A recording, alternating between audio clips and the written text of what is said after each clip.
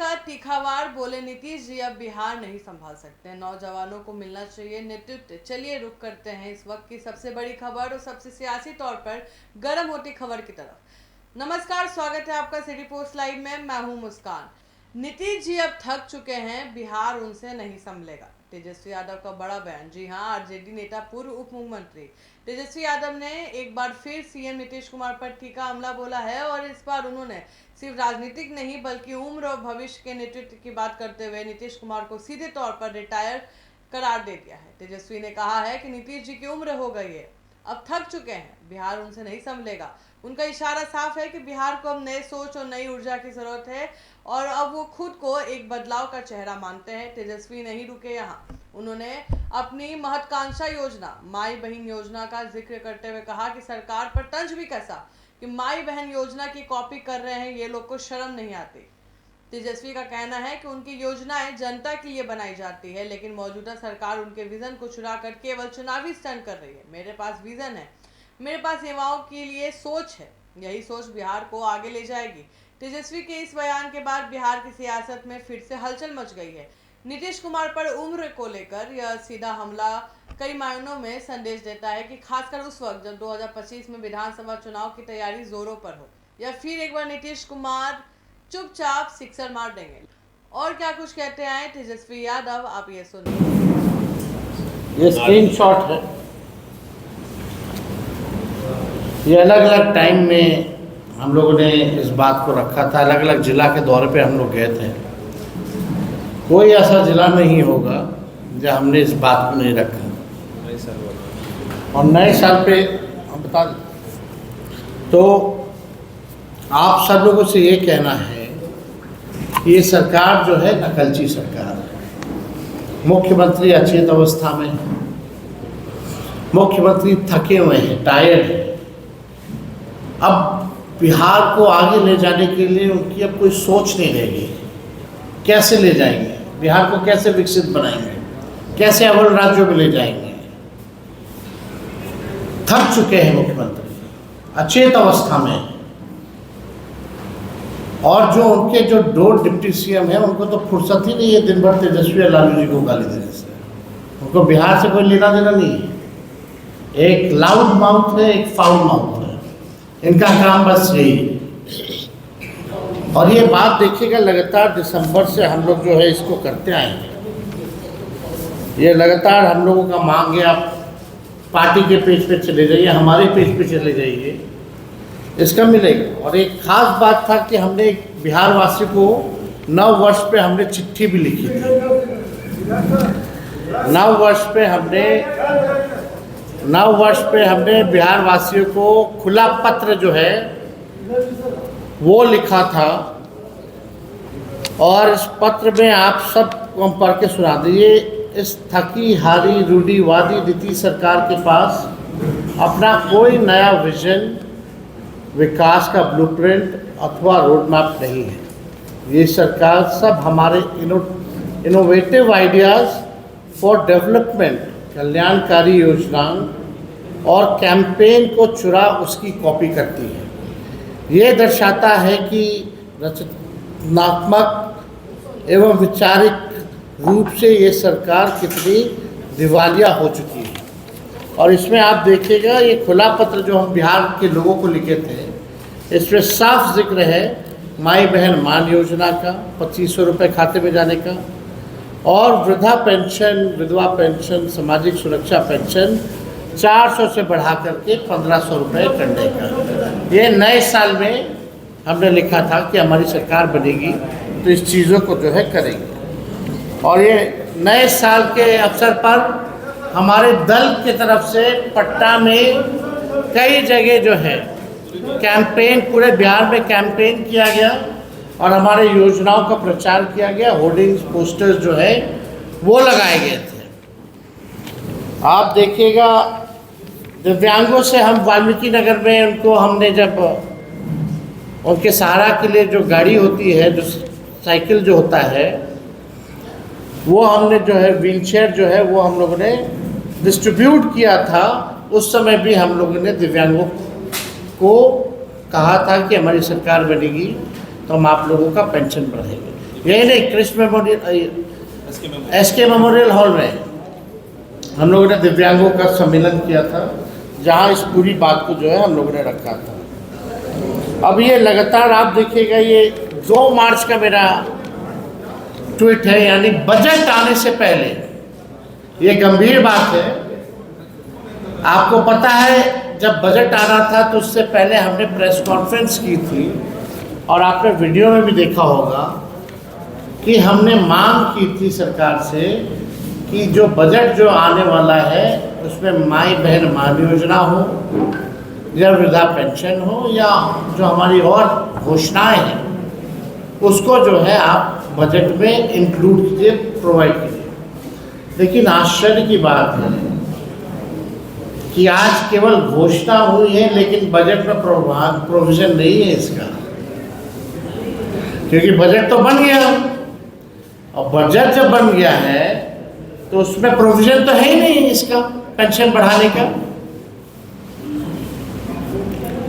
क्यों नहीं है, कैसे होगा? और जब तेजस्वी जब कहता था कि हम करेंगे, बड़े विद्वान लोग सवाल पूछते थे पैसा कहाँ से आएगा। लोग यही पूछते थे भाई पैसा कहाँ से आएगा।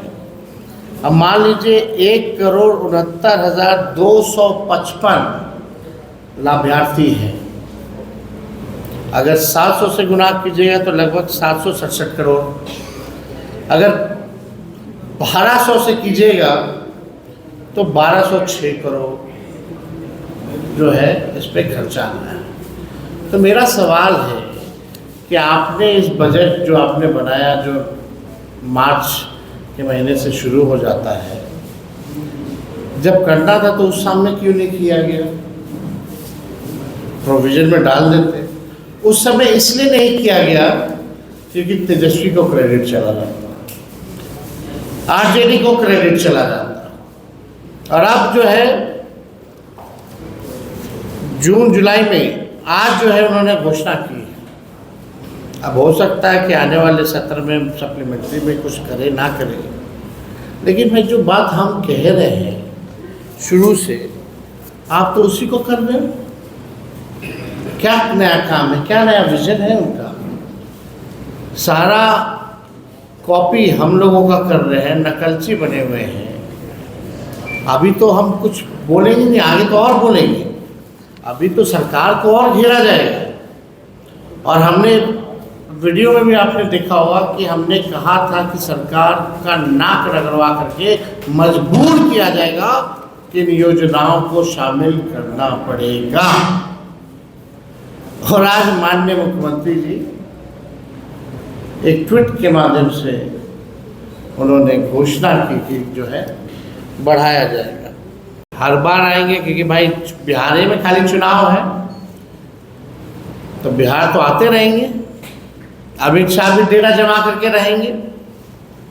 कल हमने एक बात बोली कि सरकारी खर्च पर पॉलिटिकल रैली की जाएगी, रूप वही है।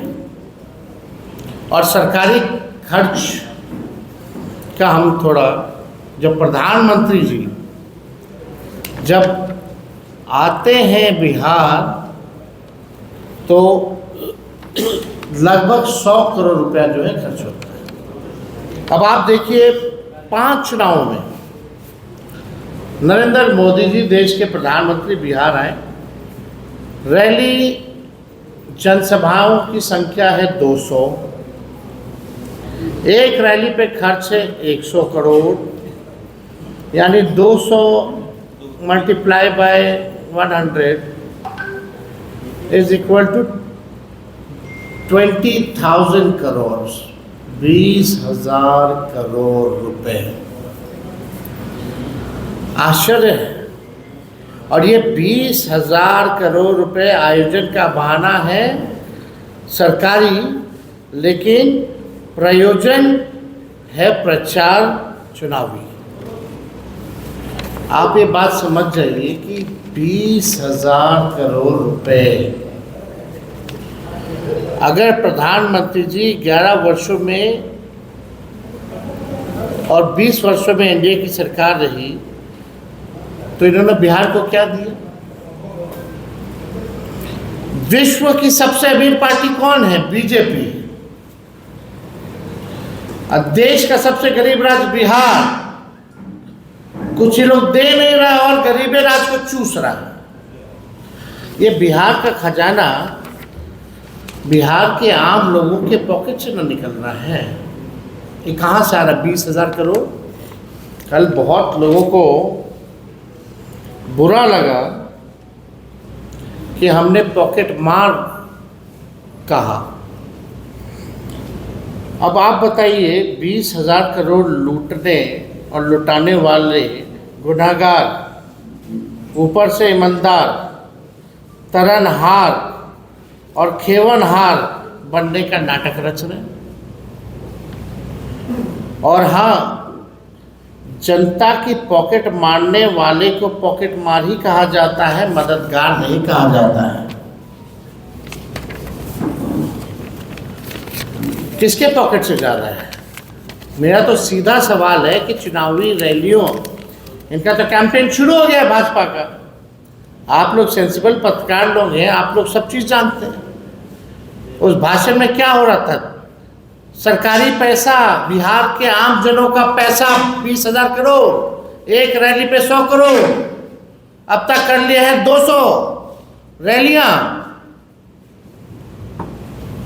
और अपने रैलियों में सबसे विश्व की सबसे अमीर पार्टी, सबसे गरीब राज्य का खजाना आम लोगों के पॉकेट से करके अपना रैली कर रही है। लालू जो तेजस्वी को केवल गाली दे रही है।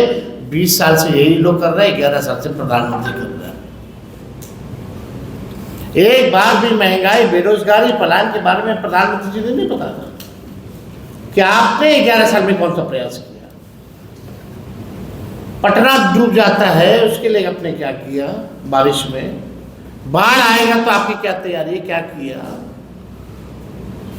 अमित शाह जी तो कहते हैं कि अब हम बाढ़ नियंत्रण का काम शुरू करेंगे, तो 11 साल से आमंत्रण का काम कर रहे थे क्या?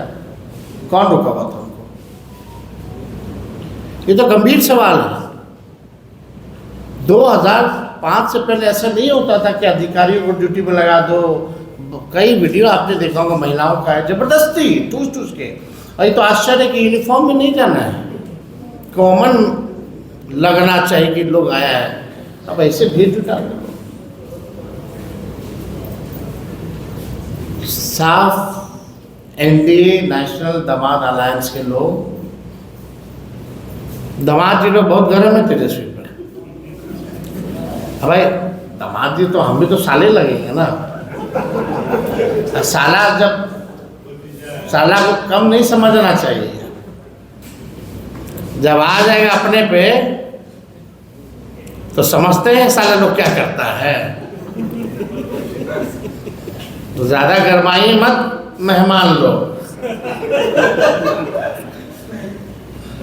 बिहार की जनता सब देख रही है, करारा जवाब मिलेगा।